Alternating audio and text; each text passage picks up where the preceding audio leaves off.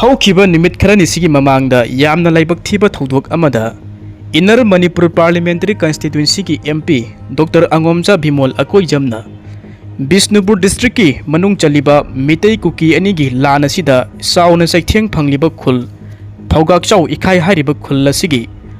ꯃꯈꯥ ꯂꯩꯀꯥꯏꯒꯤ ꯕꯖꯥꯔꯒꯤ community ꯍꯣꯜꯗꯒꯤ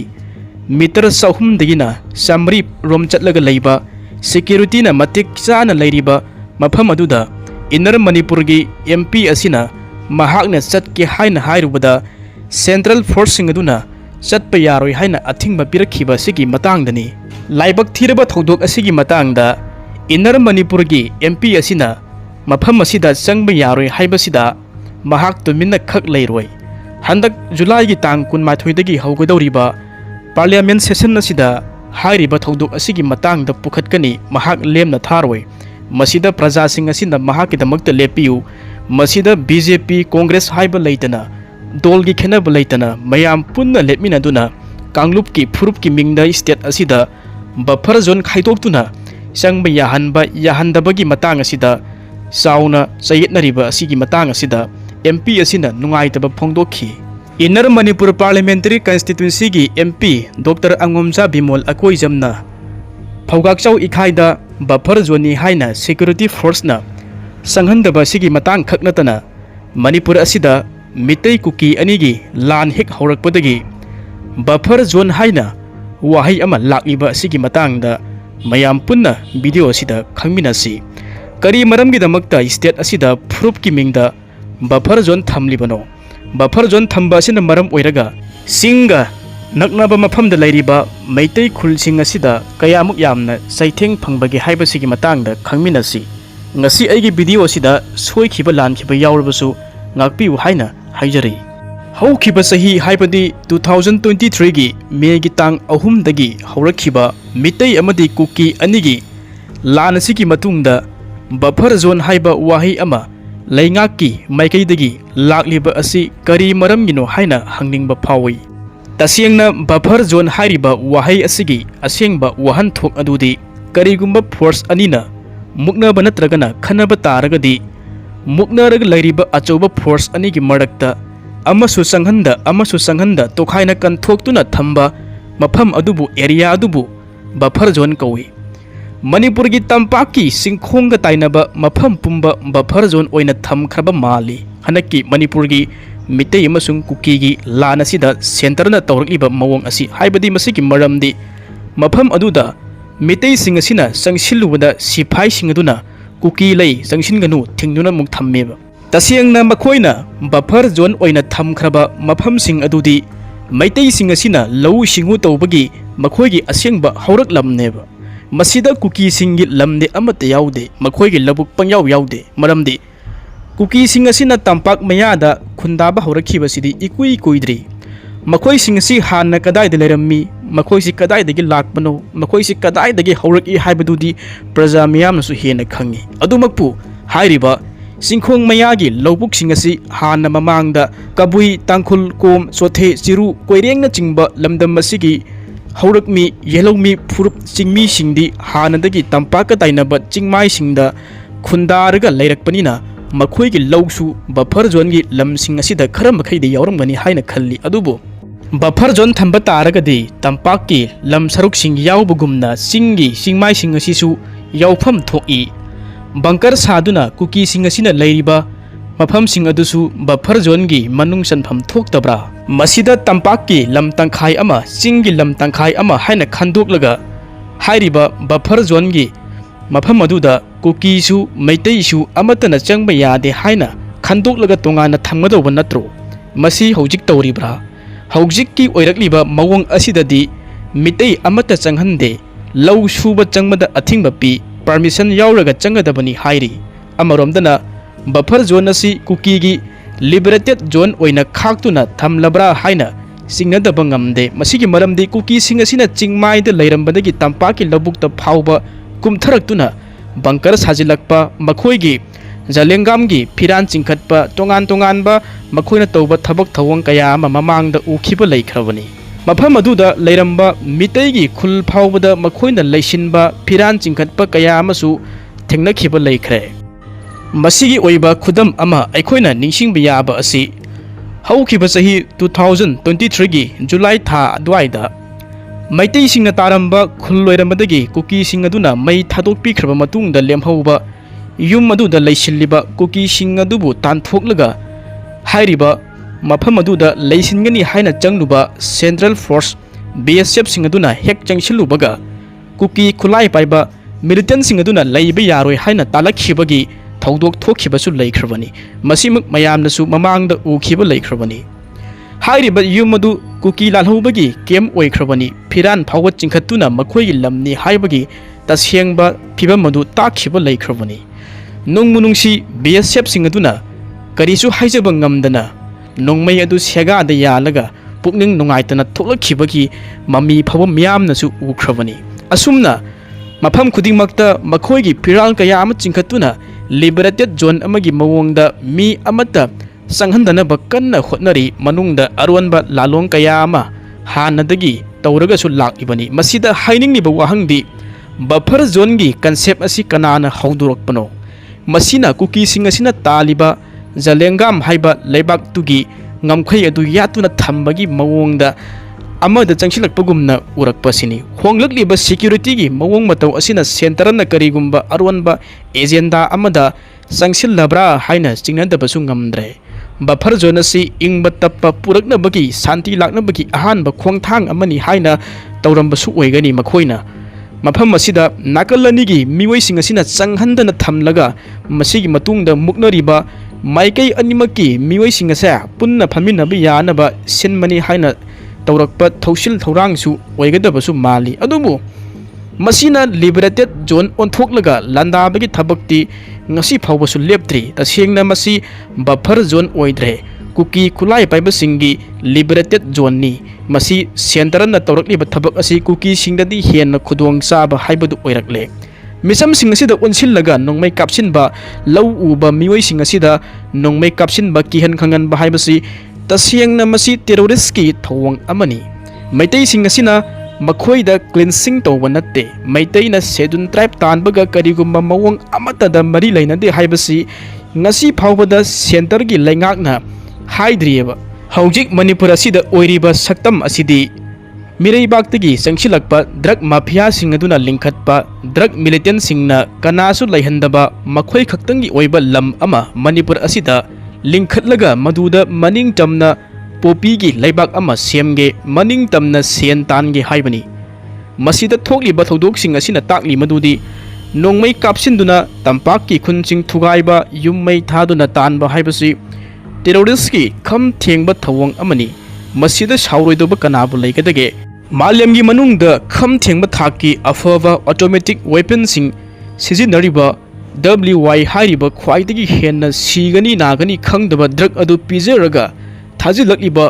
miraiba ki yauna suda leiba leitaba loina sure makoigi militant sing asigi thawang sing mayamasi center gi agency sing asina khangsinadaba manba mawong amada adumak lakliba asini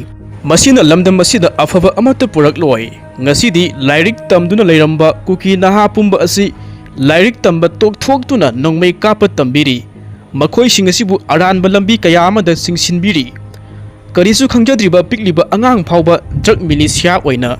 singsin khibada laibak asina natragana mangamada tawriba zalengamna oigadobadu karino makoina popi thaduna drug sunglaga madugi sendong aduna khulai kayam laigani khalliba kangbu aduna tokhaiba administration tanbada pukning chengna tariba center asi makoibu saugatte haibadi yaroi India gi awang nongpok lamdam asida leiriba state masa sing asida center na yengliba amadi sanariba policy asigi matung illagadi kuki sing asida tokhaiba territory ama pikhiba yabagi oithokpa yamna nakna leibra haina wahang ama thoklaki haibadi ningsingba yai Assam da tokhaiba Bodoland semkhre Nagaland dasu tokhaiba Eastern Nagaland amadi Tripura dasu tokhaiba administration sing semnaba haujik kanna hotnariba asini karigumba Nagaland amadi Tripura da tokhaiba administration sing khaidokhiba taragadi Manipur asida kuki land pibada singnagadauba asi kadaidano haujikta sayitnaba leiriba asi naga singna taliba Nagalimgi karigumba saruk amata मखोइना तालिबा कुकीलेन सेंबसिदा सोकपा यारोय मदुदा नागासिंगना compromise तौरoi हाइबसिना ओइरी अखोइगी अखंग अहिसिंग अमदि थिंगतेंग कया अमना मणिपुरदा थोकलिबा वाथोक असे मपानगी खुद यावी युमथंग नरिबा लेबक म्यांमारदगी तोंगान तोंगानबा खुलाइ पाइबसिंग यावरगा हाइरिबा terrorist की लांदा असि चथबनी हाइना फोंदोकपा तारगसु सेंटरगी लुचिंगबसिंग असिगी माइकैदगी मखोइगी मचिनदगी मणिपुरगी लान असिदा मपानगी खुद यावी हाइबसि मखोइना थमोइ सेंगना मयक सेंगना फोंदोखिबदि लैत्रि पनबा याबदि तसियंगना नार्को टेरोरिस्ट की लान असिदा म्यांमारदगी लाकपा कुकी फॉरेन मिशनरी सिंग यावरे हाइबगी मयक लारबा खुदम अमदा हौखिबा चहिदा 2023 अदवाइदा वीडियो फुटेज सिंग थागलकपा फावबा यावखिबनी मसिदा सेंटर की लुचिंगबा सिंग अदुना तुमिंदा लैसिनखिबनी मसिगी तसियंगबा खुदम अमसु निंगसिंगबिनसि ममांगदा सुरचानपुर की हॉस्पिटल अमदा म्यांमार की तमुदगी मिवई मंगा नोंगमई मरु अमदी बॉम मचेतना पांदुना लायंखिबसु लैख्रे मसिदा म्यांमार मचासिंग अदुना मणिपुर असिदा संगसिलक्तुना लांदाबा यावरे हाइबसि सेंटरना थाजबा ngamdriba असि करी मरमगिनो अमुकसु ममांगदा म्यांमारदगी नोंगमई अमदी नोंगमई मरु गारी मपोट अहुम कुकीसिंग अदुना मणिपुर असिदा पुसिलक्ख्रे हाइना रिपोर्ट अमसु तौबा लैख्रबनी मतम अमतदा अफबा मखलगी खुलाई मतिक साना पाइरगा मफम कया अमदा लांदाबा ngamlaba साथीरबा कुकीगी लान असि अचम नत्ते मसी स्टेट की सिक्योरिटी द अचोबा थ्रेट अमनी मसी लैंगाकना तराइना लौफम से थोकते मणिपुर असिबु थुगाइरगा अनिसुबा गोल्डन ट्रायंगल अमा सेमगत की हाइब असिदा इंडिया की ओइनसु माइ पाकपा मानबा लैबाक खाइदोकपा हइबा संताइनबा हइबा लैबाक ngakpa हइबगी साउथोकसफम मसी लैरोय मसी कोन्ना इंडिया लैंगाकना निंगमदबा कया अमसु लाकनी इंडिया की फॉरेन पॉलिसी दा खुदोंग साबा खरा फंगनबगी दमकता शांति लैना तंगदु लैताना पालंबा स्टेट असि हौजिकती खाबै छरा सारे इंडिया ना हौजिक मणिपुर असिदा सनरिब लीला ड्रामा असि जियोपॉलिटिक्स की असेंबा सकलोन अदुनी असुमना नार्को टेरोरिस्ट की लान असि ngasiदी प्रॉक्सी वार अमगी सकलोनदा संगसिलखिबा असिनी लैंगाकनसु जलेंगामगी टेरिटोरी याथोकपा मानबा सक्तम अमा लौरकपा मानबा असिनी मसिदा खा नोंगपोक एशियादा मनिंग चमना खुकन पांगना लैरंबा मैतैसिंग असिना मपा मपुना थंबिरंबा लम्मसी कन्नबगिदमक्ता संगसिलक्पा हाइबसिदी मसाना तारबा वाफमनी मसी कनानासु थिंगमसु ngamloi हौजिकती मणिपुर असि इंडिया दा लैहनगे लैहलoi हाइबसिदी इंडिया लैंगा की ओइबा डिसीजन की मखा यामना पोली मणिपुर असि मुथलगा अनौबा मैप खरा येक्सिलक्पा मतमदा लमदम असिदा अचौबा लंजाव अमा थोलकनी हाइबसिमदी इंडिया लैंगाकना मयक सिंगना खंगबिबा फगनी नाकल अनी की मरक्ता खनबा खांबा असिदा येक्लिबा बफर जोन लिबरेटेड जोन ओलक्तुना कुकी सिंग असिना मनिंग तमलक्पा असिदा खोइसाउनबसि हेलक्ई लाइबक थीबनी निमित खरन सिगी ममांगदा बिष्णुपुर डिस्ट्रिक्ट की मनुंग चनबा फौगाकचौ इखाइदा इनर मणिपुर पार्लियामेंट्री कंस्टिट्यूंसी की एमपी डॉक्टर अंगोमजा बिमोल अकोई जमना चंगे हाइबदा सेंट्रल फोर्सिंग अदुना अथिंग पिरखिबदु तसेंगना नुंगाइजदे लाइबक थीरबा थौदोक असि थोखरबा मतुंगदा खोइसाउनरबा एमपी बिमोलना महाकी मयुमदा प्रेस मीडिया सिंगदा फोंदोखिबगी मतुंग इनदी फौगाकचौ इखाइदा महाकना चंगबदा सेंट्रल फोर्सिंग अदुना अथिंग पिरखिबगी थौदोक अदु महाक लेमना खक थारोय लाकदौरिबा पार्लियामेंट सेशन असिदा महाकना हाइरिबा थौदोक असिगी मतंगदा पुखत्तुना मतिक चाब एक्शन लौखतहनगनी हाइना फोंदोखिबसु लैखि मसिदा प्रजा मियामना महाकपु सौगतपिउ हाइना फोंदोखि मसिदा बीजेपी कांग्रेस हाइबा लैतना पार्टी की खेनब लैतना मणिपुर असिगी अपुनबगी सक्तमदा सिंगनरकपनि हाइबगी कॉन्सेप्ट मयाम खुदिमक असि वाफम असिगी मतंगदा तराइना लौदबिदा खुदिमक सब मानब लिंगजेन अमग लोइना चंगसिनमिनसि हाइना फोंदोखि मतंग असिदनी लैंगाकना नाकल अनी की मुक्नबा असि कोकनबगिदमक्ता लई चिंगलगा थमलिबा बफर जोन असि हौजिकती लिबरेटेड जोन ओंथोकले कुकी खुलाई पाइबसिंग असिना मनिंग तौना थबक कया अमा तौरे मसिगी बफर जोन असिदा मैतै सिंगदी चंगमा याहंद्री अदुगा कुकी सिंग असिना मनिंग तमना थबक तौहल्ली मसिगी मयक लारबा कुदम हंदकता थोखिबा लैख्रे फुबलागी हाई कैनल मखारोमदा लौमी अमा लौ सुरिङैदा नोंमैना कापा असि करमना थोखिबनो बफर जोनदा मैतै सिंगना चंगमा याहंद्रे कुकी सिंग असिना कमदौना लांसिलखिबनो कदोमदगी लाक्लगा नोंमै अदु कापलकपनो खुदिमक असि थिगतलब्रा थौदोक अदुगी फोरेंसिक एनालिसिस तौरब्रा loinana duty taribasing asi karamna uhodribano haina investigation tawrabra masigi hiram masida Manipur Police Department gi mioi singsu official oiba forensic analysis tawraga thigat pa amasu sangi masi handak ta thokiba litan pokpi gi thaudok aduga chap manai Lomi singda low uba yadana batawrakpa hingna magi lanphamda low singu tawriba singi senbetluan da sauna sogali mataw asum tawna masi mayamasi aikhoina taraina khak lofam thokte mamang thagi jun gi tang tara ga tarukta litan pokpi da low uba yaroi haina thingjilakpa irang thokiba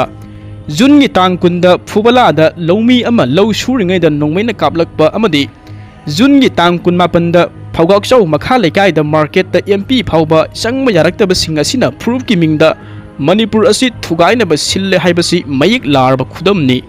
Manipur haiba state ama leiraga proof ki mingda aigi lam magi lam tawrakpa amadi lam masi state ta belong to haibasi ngamlaktabagi mawongni India haiba leibak asida masina Hindu gi lamni Christian gi lamni masina Muslim gi lamni haina yenba yaragadra Leibak asida asumna tawbagi chatnabi asi kumja 2023 gi May gi tang ahum gi matungdagi uba phangle